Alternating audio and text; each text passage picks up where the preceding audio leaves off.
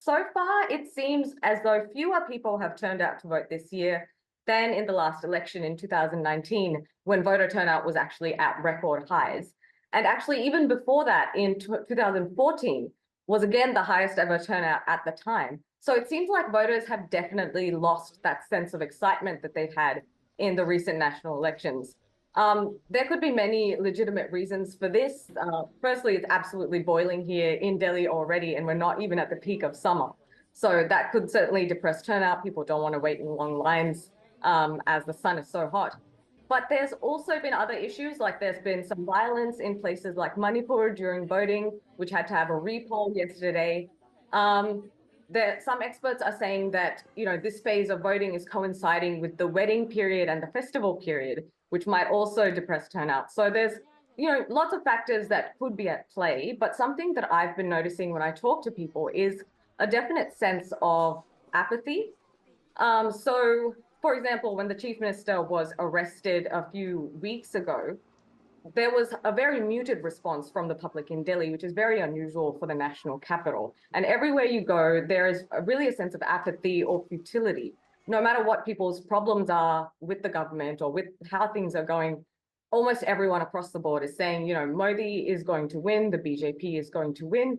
And it seems like everybody believes that the opposition has been seriously defanged and cannot mount a serious defense. And the Election Commission of India is cognizant of the problem of the low turnout, and they said they're going to try and get those numbers up and do some drives to get those numbers back up to where they think they should be.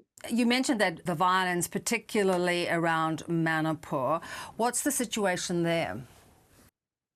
Well, Friday's polling, they had their voting on Friday, and there were widespread reports of incidents of violence.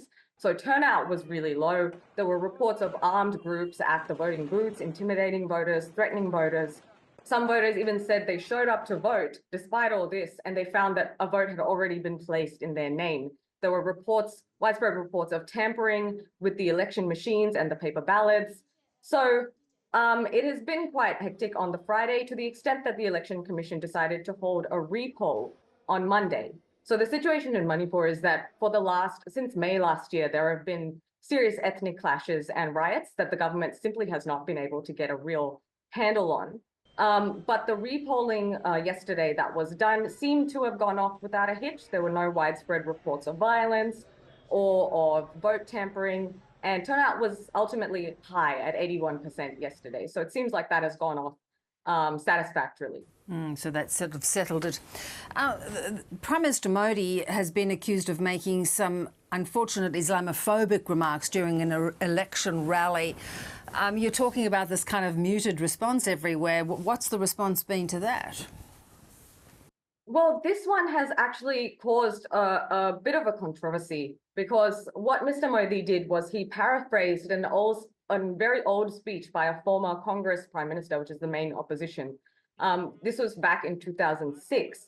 And he paraphrased that speech and used it to tell his supporters at his rally that if they vote for a Congress government this election, what it would mean is that the party would take the wealth from the country's Hindus. So that means property, it means their gold. That wealth of theirs, their personal wealth, would be taken and redistributed among the country's Muslims, who he also called illegal immigrants and infiltrators. So, I mean, apart from the inflammatory language that was used about the country's Muslims, it has become a controversy here. The opposition had a swift and immediate response. It's become a controversy because it's a substantial misrepresentation of what that previous Congress Prime Minister had said. So the comment that was made back in 2006 was talking about equitable development in the country and talking about disadvantaged groups like women, like children, like tribal communities, and like Muslims. So Muslims were emphasized. These disadvantaged groups, he said, would get first claim on the nation's resources. Now, that was the line that was very inflammatory even back then in 2006, because many of the country's people did not like hearing from a prime minister that any special group would be getting first right to the nation's resources in a country where many believe that the resources aren't enough to serve the people. So that was the context that Mr. Modi paraphrased in his rally today. But he made it seem as if what would happen is Congress would take personal wealth from Hindu households and distribute it to the country's Muslims directly, which is a substantial misrepresentation of what was actually said. Yeah, quite interesting. So not surprising it stoked a little controversy. Good to talk, Anna. Thanks so much. Thanks, Bev.